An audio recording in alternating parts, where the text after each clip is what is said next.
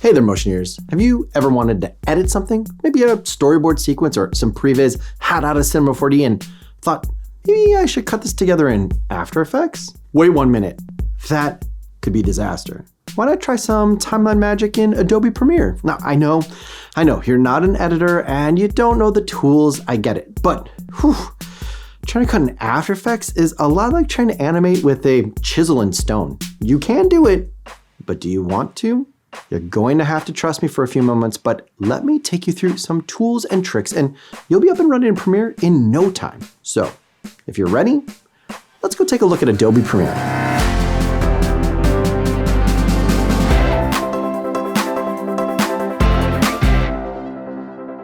In our quest to start making Premiere a little less intimidating for motion designers, especially people who've been using After Effects, let's start off with one of the maybe not most exciting places to look at for tips and tricks, but let's head over to the preferences. And while this loads up, there are a lot of things to adjust and change inside Premiere, but we don't have to touch all of them. As motion designers, there's just a couple of hotspots that we should really look at. The first one being in this general tab, the bin behavior. I like to switch everything to being open in place when I double click, open a new tab when I control and double click, and I don't do this very often, but open a new window when I click Alt. Let's just get out of here and I can show you what that is. So I have this folder structure right here, and right now there's lots of different things embedded within it. It's not unlike having a nested pre-comp structure inside of After Effects, but if I just close these back up, if I double click without pressing anything else on one of these, it just dives inside that folder. Again, it's like going into a pre-comp. And if I just want to look at all my source, it's really easy to just dive right into it.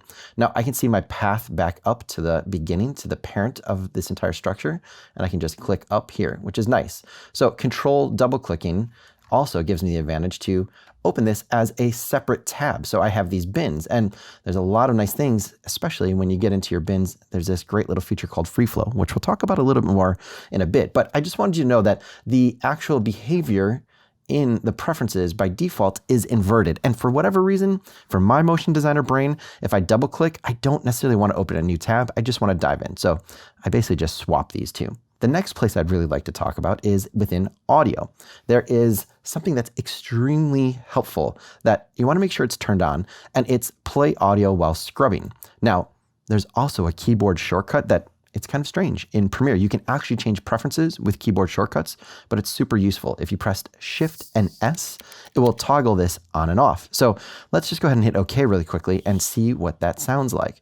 So right now, when I'm scrubbing, I can hear everything, right? I can hear all the different sound effects and score and all the stuff that comes with your video footage. But sometimes when you're working, if you're doing some fine tuning or if you're starting to animate with keyframes inside Premiere, you want to turn it off. And instead of having to go over and reach for Edit, Preferences, and go and find that, just remember Shift S. Now, when I scrub, I don't hear anything. And I can't tell you how many times I see motion designers using Premiere and reaching over here to go and mute all the tracks every time, and it doesn't even have the ability to click and drag and turn them off. You have to actually click each one. If you want to avoid all of that mileage back and forth, moving your mouse cursor back and forth, just Shift S, toggle it on and off. Let's go ahead and switch over to preferences one more time and look at a couple other places that I think are pretty useful to look at. So autosave, you may get used to either turning this off or not having many, but Premiere files are pretty small. So what I like to do is actually have it automatically save every 15 minutes. So 4 for every hour. And I like to have up to 20. You could have more if you want, but this means that I basically have my last 5 hours of working, basically my morning or my afternoons of working are still available in my autosave. So if for some reason my machine crashes or I want to go back in time and go to a previous edit, if I'm not versioning up each of my timelines, it's nice to know that I can reach back to a previous project and go into the autosave. So set it up to 15 and 20. It's what I like to do. You can choose how many you want, but remember the Premiere files, they're not that big. We can skip through out of these, but let's go over to graphics because there's something here that I can't believe I'm going to actually say out loud as a designer, but I've actually found a use for some of those kind of gross fonts like Comic Sans or Papyrus. This sounds strange, but Premiere allows you to set a specific font for missing font replacement. And to be honest, I don't want to have one specific font always being used all the time. So I almost use this as an early warning system. If I ever see Comic Sans or Papyrus in my project, I now know that that is probably a font that's missing because I probably am never going to use it. So you can default to whatever font. I think it actually picks whichever your first letter of the fonts that you have on your actual operating system. But I purposely pick Comic Sans or Papyrus or whatever other font that you just don't think you'd ever use because it almost is like a red light. It tells you stop, something's wrong here. So the next place I'd like to go into is labels. And a lot like After Effects, you can go in and change all of your labels. In Premiere, they're pretty good. The defaults, they're all slightly desaturated. Some of these are very close to each other, so you may want to go in and change them. But the one that I target is that if you're opening up Premiere, the default will be a brown.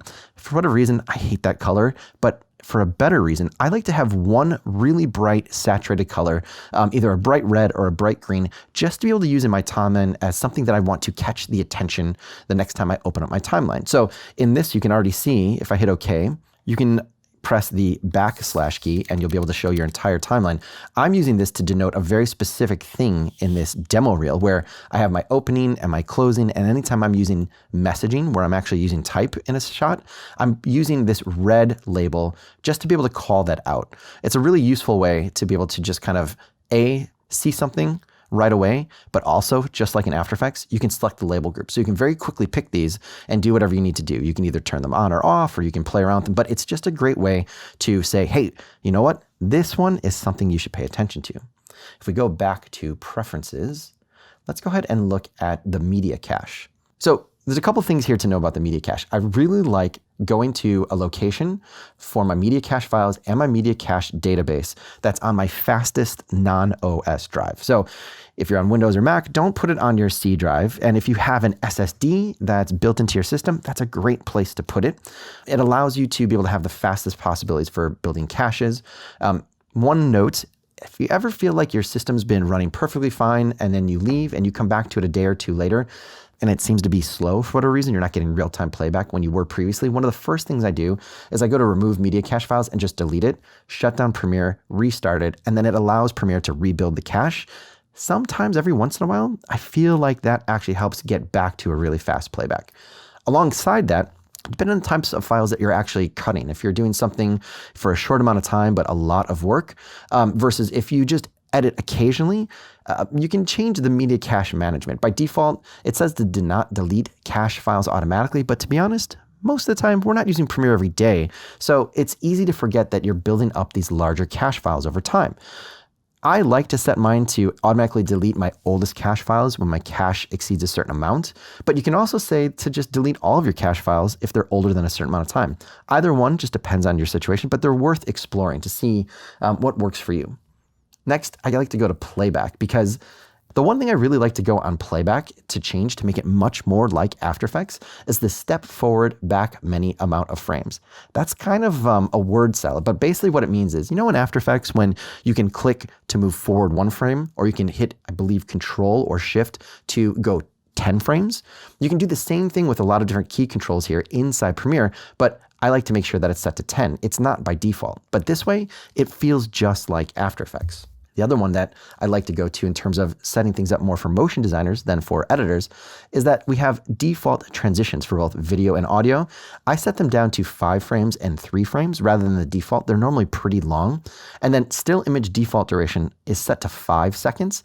I like to set that to 1. It just feels more in line with what you need as a motion designer versus an editor. And that's really helpful. The last thing that's a little tip that if it's not on by default, I like to put on Snap Playhead in Timeline when Snap is enabled. Just turn this on. And that just means that when I have Snap turned on here, that I'm going to snap to all the different things that I can run into, including markers inside the timeline. So why even use Premiere versus After Effects for editing? Well, I think when you're at the beginning of a project, whether it's working with storyboards or previs, or you're just trying to figure out the general shape of your project, it's really easy to get into Premiere and start sketching because the timeline is built for speed. It's not built for high fidelity effects. If you've ever tried to mess around in After Effects, just the fact that you can't have multiple clips in the same layer, just that alone, in Premiere we call them tracks, but it just makes more sense. It's really frustrating. You could get to have huge stacked timeline panels inside After Effects as you're trying to change your timings or change your shot order. It's just not built for it. It's not to say you couldn't do it, but it doesn't take very long to build up the muscle memory to really get fast in Premiere. So there's some basic tools. If you've ever even opened up Premiere, you probably know that you can hit L to play forward, or you can hit J to play backwards, but you can also double click L, you can triple click, you can press it multiple times to speed up, and that's really nice. After you hit a certain point, 2 or 3 clicks, you may lose your sound because it's playing too fast, but you can just hit K and then hit L again to play forward. There's also some button presses that are kind of hidden, just like After Effects. One of them is just the Alt button. It is kind of your best friend in Premiere. There's so many things you can do with it that at default, you don't necessarily know that they're there. But we're looking at a fairly dense timeline right now. And if I want to start moving things around, it's really easy. I can just hit Alt and start pressing left or right arrows to move these.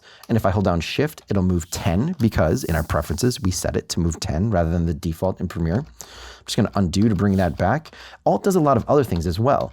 For one thing, if you want to be able to navigate tracks, to be able to move things around up to other tracks, you saw how if I press left or right with Alt held, it kind of encroaches into that previous clip. If I don't want to do that and I want to play around with timings, what you'll find is the more you start working with the keyboard in Premiere, you'll start to go a lot faster. So building up your muscle memory for these shortcuts is really going to help. But if you press Alt up or down, you can move up and down your tracks as well to change your timings. So it's really easy to start getting quick built into using the Alt key within Premiere. What other things could you do with Alt? Well, say we want to change the order of these 3 shots. Right now, if you've ever used Premiere, tell me if this has happened to you. Let's say I want to take this shot and I want to swap it with this shot. You have to lift it up, move it over, grab this one, drop it in, and then you might also find that you're fighting with the snapping tools because it's going to snap with everything in your track, whether it's audio or video, even if you have markers or your timeline. And sometimes it can get really frustrating to be able to nail exactly where you want. So then you find yourself turning off snap. You can also press the S key to turn snap on and off. And then you try to get it just right, and maybe it's really hard to get it there, and it becomes frustrating. And isn't this basically like the main thing you'd want to do when you're editing? Trying out rearranging clips, trying out different orders? Well, let's try doing this a different way. Now, if I hold down the Alt button when I select something and the Control button, see how the icon changes? And if I start to slide it, it changes again. This is a really powerful, almost completely hidden feature called the Rearrange Edit tool. And if I just drop it now, see how it swapped positions? And if I take it past this blue one, see how it basically kept the edit the same, but it just swapped everything. It's really easy to essentially audition different orders or different takes quickly. Now, you'll probably never ever do this dance again where you pick it up, move it over, grab both, slide it over, and bring it back down. You can do this all in one sweet, smooth operation. So again, the Alt key is your best friend. What else can we do with the Alt key? Well, let's go into footage and let's go ahead and find something that we want to swap out. Let's say I want to use this clip from Detroiters. If you double click, you'll load up the source monitor, and then you can always go in and hit the I key to set an in point and the O key to set an out point, and then you can grab the clip here and bring it down. But now it's not the right length. It doesn't fit. Well, then I'd have to go and grab this, retime it, and then try to figure out, oh, is this the right time? Is this the right in and out point? And it's pretty frustrating, but you can use something that your After Effects brain will really like. Let's go ahead and click on this clip. And then if I go to Detroiters, instead of double clicking to load it in the source monitor and doing that whole dance, just hold down Alt. Again, Alt, your best friend. Drag it over the top and look, it's changed. Now, there's another tool built into Premiere that will really help you retime this. And if you press the Y button, you might notice over here that this goes live. It's the slip tool. What the slip tool allows you to do is click anywhere on the clip. And this might look a little confusing, but if you look at the larger image on the left, that is the in point of your clip. And the right side is the out point of your clip. And as you slide back and forth, you're changing where you're starting and finishing the clip. And also above it, you get to see the shot before and the shot after to see what the hookups between these 3 shots will be. So it's very easy to just drop this in with the Alt key, press Y, and slip your clip around to get it into the right position. Again, Alt key, one of your best friends. Now, there's also some other hidden functionality. If I go back to the selection tool, you know probably that you can grab a clip and just drag it down and then grab the next clip and change the timing. But right now, it's kind of convoluted. It's kind of taking a long time, just like rearranging clips. But did you know that if you hold down Control, there's a whole bunch more functionality built into just the Move tool. Now, it's a little finicky, and you have to be a little careful about where you're positioned over this edit point. And this is where zooming in will help a lot. So you can hit the plus key and it will zoom into your playhead. But if I get closer and hold down the Control key, you'll see that it goes yellow. And what that lets me do is that it lets me pull in the clip and it actually adjusts the entire timeline. There's no gap here. Whereas if I just grabbed it with the Move tool, there's the gap, and then I'd have to move this or ripple delete. So this works both ways. I can go left or right, and it adjusts the rest of the timeline before or after to fit into that spot. This is technically called a ripple edit. Or if I'm right over the top, you can see how there's a totally different icon, and this is a rolling edit. This lets me slide my edit back and forth. So lots of options here, all built into the Control key. So Control, Alt, both great keys to be able to play around with different ways of playing with your edit. What other things can we do in this timeline? Well, there's a bunch of other tools and shortcuts that I'd like to go through just to explain how to get faster. So let's say I don't want to see this type anymore. Right now, I haven't decided whether or not that type is what I want. Rather than deleting it, I can actually just turn it off by hitting Shift-E, and it temporarily disables it. Now, if you right-click over any clip, you'll see that a lot of these options are here, and Enable, it's right there. You can turn it on or off. And it's really useful. If you don't know all the shortcuts, you can always just right-click. But to be honest, it starts to get a little tedious always doing these right-click and selecting. They're there and it's available, but learning these shortcuts will really help out, just like in After Effects. Another thing you can do that makes it really easy for editing is, like, let's say that I really like this group of shots right here. And I know I want to keep this edit the same. I may want to change its placement in my entire timeline, but I don't want to have to always remember to go and grab each one of them and then move them around, because it's really easy to grab a couple, move it, and then lose track that there was one also connected at the end. What you can do here is actually select all of them and right-click and go to Group. Now, if I deselect it and then select it again, see how everything's selected? I can then move all of those. This is a feature I wish we actually had in After Effects. Now, it's a little frustrating because there isn't a visual indicator that these are grouped. It'd be great if there was some type of outline around it, but it's still really useful. And then you can also just go ahead and ungroup. And the shortcuts for that, if you want to group all of them, select it, and Control-G will group them, and then Shift-Control-G will ungroup them. So again, it gives you access to be able to select them individually or pick them up as a group. It really helps just to kind of stay organized and not accidentally break anything while you're sliding around. Now, in the interest of being able to work faster, how could I select clips without having to go over and actually grab it? Well, anytime you actually have your timeline over something, you can hit the D button and automatically grab it, which is great. And now I can press Alt, I can move things around, I can Alt and slide things over with Alt, left and right arrow. So you can really start to see how you can get fast with just being able to hit D and grabbing things. If you didn't want to grab the audio, you can also use the lock functionality, so that if your audio is right where you want it, but you just want to play around for your video, now the next time you select something with D, it won't select the audio.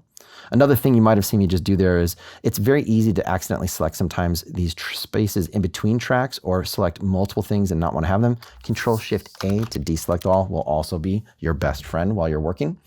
And then remember how we talked about being able to use those ripple edits, the being able to hit Control at a edit and move those edit points back and forth without creating gaps? Well, you can get even faster by using the Q and W tool. So right now, let's say I want to ripple edit everything back to the edit point from the front. Q automatically does that. If I undo, if I want to pull this back here, but not have to go and grab it, you can start getting really fast by just hitting W.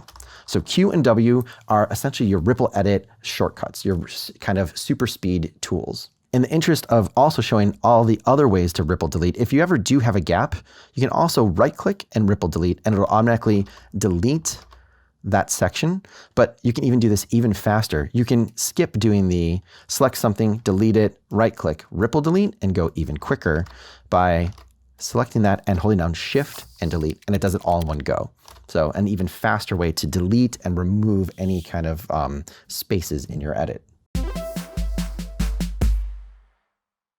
Now, you might have seen as we move our timeline playback head back and forth in the actual timeline, you'll also see in the program monitor that it moves around. But There's also some hidden tools and functionality inside the program monitor that will be really helpful. Now, we have a bunch of things here, things like adding markers, setting in and out points, all of our playback tools, and then some really great functionality exporting to still frame if you ever need to send something off to get approvals. That's really nice. But there's some extra tools here in the button editor that, frankly, I'm kind of shocked that they're not just there by default. Something as simple as looping. You may not see the availability here. Where is it to actually control it? Loop playback, I love to just grab and drag this down. I also love the tool for playing video in to out. I bring that and put that right next to my playhead. What other ones do I like? There's a great option here for a global FX mute. I like to stick that all the way in the end, and you can create a spacer here for a different group of tools. Global FX mute is awesome for any situation where, let's say you did some color correction and you're playing around the shots, but maybe you haven't corrected everything and you need to show something to an art director that comes over your shoulder. Or maybe your machine is playing back a little bit slower and you don't want to have to render everything out, but you don't want to have to go to every clip and turn the FX off. This is an amazingly powerful little tool to just turn all the effects off temporarily and then toggle it right back on. Another one that's really useful, especially if you're used to working in After Effects, is showing rulers and showing guides. You're probably used to having those all the time, but it's just great to remind yourself that you have all of these here. And then you can just hit OK, and now you have a few extra bits and bobs here inside the program monitor. What else could we play around with? Well, there's this great option here for your playback resolution. So this is also useful if you're starting to see a little bit slower playback. When you hit J, K, or L to start controlling playback, you can tell it in the program monitor to reduce down to even lower resolutions. There's a couple other things if you hit this little wrench I think are really useful. So you can turn a lot of different things on and off. You can show your rulers, show your guides. You can clear guides here. This is also helpful if you start putting guides, but you need to get rid of them. It's easy to forget where those are actually at. Another thing that's great is the dropped frame indicator. So if I'm doing playback and I'm not entirely sure if I'm seeing something at my full frame rate, maybe sometimes it feels like it or there's a little blip, it's really nice to just go and pull back. And as I hit play, you'll see if there's any spots where there's a moment that it dropped, it tells you that it's dropped, and you can also mouse over and it tells you how many frames were dropped as well. So that's really useful. The program monitor itself is really, really powerful. And alongside that, there's one other little thing that I think a lot of times, if you're not using Premiere often, you may not understand that there's this green line here, and that's something showing that it can play back in full speed, in full frame rate. But anytime you have something that's not playing at full frame rate, it'll go yellow.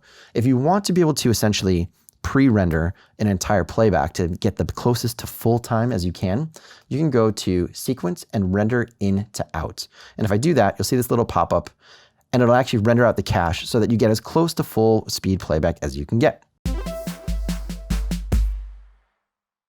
I'd love to talk a little bit more about this project panel. And one thing that I find myself doing all the time is that I'll be in a project panel and then I want to come back down and look at my timeline, but I need to go back to my project panel to look for another clip. You can hit the Shift 1 or Shift 3 keys to basically toggle back and forth between which window or which panel is active. That's super useful. But once we're actually in this project view, what's in here that we can actually play with? Well, first off, you can use the tilde key, that button that's all the way up at the top left of your keyboard, to make this entire thing go full screen. And you might notice that my project panel looks very different than yours right now. Well, that's because you can do a lot of things with the metadata display inside Premiere. This is probably closer to what you're used to seeing if you full screen your project panel. And to be honest, a lot of the stuff in here is not that helpful. To be honest, most of it I don't even know what it's actually talking to me about. But what I've done is gone through and gone to my metadata display.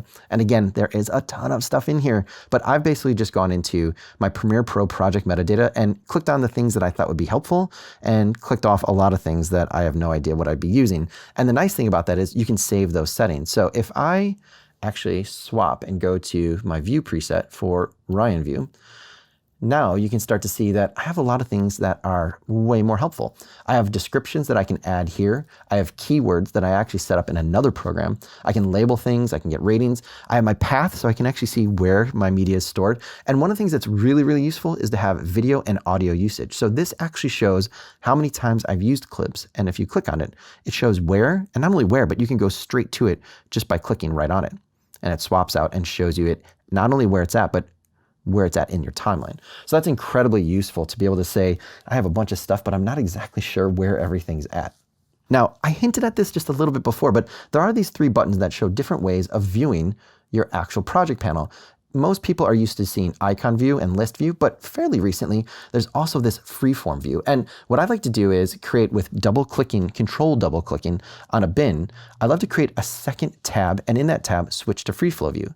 So free flow view is an additional way of viewing all of your work that I like to think of being much more like a sketchbook. Now, right now it's super structured, but you can very quickly just grab clips and start moving them around to organize them and to start getting more of a sense of a better way of organizing and playing with clips. You can right click, and there's a couple new things in this context sensitive menu. You can start to actually change the clip size to make some a little bit larger. You can actually click and drag and get to see what's in this clip.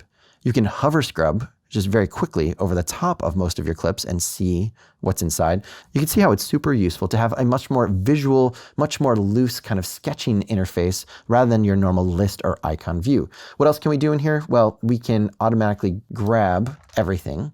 And if we've kind of messed around with this and moved them into different places, we just want to reorganize it, you can go to reset to grid or align to grid, and it'll automatically align things. The nice thing about this too is if you select all, you can say reset to grid, and you can actually reset it by a completely different structure. So we could say reset this to media duration. And now everything is actually organized by length. So we have the longest clip all the way down to the shortest clip, which is super useful. The nice thing about this as well is that if you have different ways that you want to organize things, you can right click over any open space and say, save as new layout. Now, I have a bunch of layouts in mind that I've pre-built. So this is actually a custom kind of sorting that I've done where I'm organizing all these clips by different types of use cases. So I have character animation, I have stuff that's more kind of design and animation, things that are more broadcast structured, and I can always go back and restore to a different layout. Now, this is just regridded by description. So you can see how free flow view is a really great way to kind of organize and examine and get a better understanding of the full set of clips that you have. So one thing that you'll find yourself doing quite often as you start getting used to editing inside Premiere is that you'll probably reach for this right-click menu quite a bit. You'll also probably start finding that there's a lot of great things inside the clip and sequence menus as well. But you know what? That's a lot of mileage going back and forth between all these things, and you'll probably get frustrated after a while, always going to right-click and changing things as well. Now, if you find yourself doing that a lot, this is a perfect time to go ahead and start adding some keyboard shortcuts that are custom to your workflow. This interface looks a little confusing right off the bat, but it's super powerful. I have a ton of keys that I'll share with you that I've already set up myself, but you may notice right here, this is a perfect example of something I've done to customize my own. You know that I love using labels for different types of footage, but right now there's no easy way to actually create them through a keyboard shortcut. You have to right click and pick the label, and you have to go through multiple submenus, and that gets really slow. So slow sometimes that I don't even feel like bothering with it. But what you can do is actually type in what you think the menu item is. And here you can see when I went to label, it automatically filtered through this search functionality and gives me all of these different colors. What I've done is actually assign them all to my numeric keypad so I can very quickly add these colors. And I even have my custom label of red that I use all the time. I have it sent on enter. It's super easy to reach for. It's super easy for me to grab. So how do we do this? Well, let's say I wanted to make a keyboard shortcut for select label group. If I click on it and I hit the keys that I want Control, Shift, and /, it automatically adds it. If I want to delete that, I can just click it. And I want to change it, I can just click again and add something else. If there's ever a conflict with a pre-existing shortcut, it'll show it down here. You can accept or you can delete it and add a different one. When you're all done, you can always just hit Save As, hit OK, and you're good to go. And you've got a custom shortcut. I use these all over the place in Premiere. The real trick is just getting into a timeline and starting to use these tools. You'll build the muscle memory up really quick. And when we say just right now, after this video is done, maybe hop into Premiere and play with the timeline with a couple pieces of footage and test out what those modifiers, the Control and Alt key, will do when you start mousing over an edit. And as you start working more, don't be afraid that if you start reaching for the same thing over and over, if you're right-clicking and picking something from that menu or going up to the top quite often, that's the perfect sign that you should start creating a custom shortcut. In no time, you'll feel like a Premiere Pro. Now, who's ready to start editing?